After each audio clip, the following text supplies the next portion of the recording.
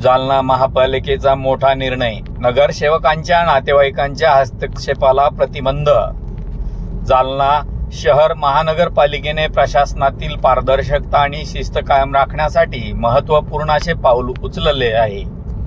महापालिका मुख्यालय आणि विभागीय कार्यालय आणि विकास कामामध्ये नगरसेवक किंवा नगरसेविकेच्या नातेवाईकांकडून होणाऱ्या हस्तक्षेपास प्रतिबंध करण्याबाबत आयुक्तांनी कार्यालयीन परिपत्रक जारी केले आहे.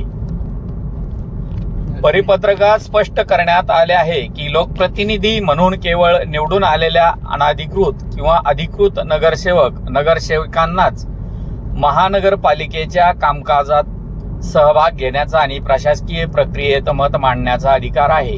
काही ठिकाणी नगरसेवकांचे पती, पत्नी, भाऊ, वडील, मुले अथवा इतर नातेवाईक कार्यालयीन कामकाजात हस्तक्षेप करतात.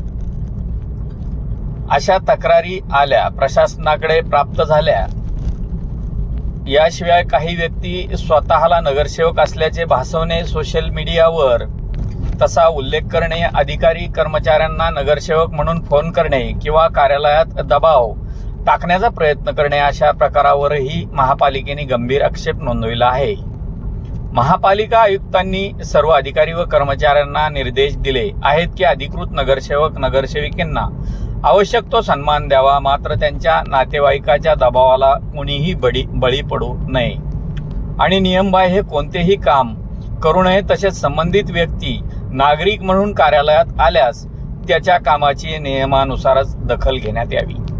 महानगरपालिकेच्या या निर्णयामुळे प्रशासनातील शिस्त, पारदर्शकता आणि जबाबदारी अधिक बळकट होण्यास मदत होईल अशी अपेक्षा व्यक्त केली जात आहे. आपण पाहत आहात लोकतुफान डिजिटल न्यूज.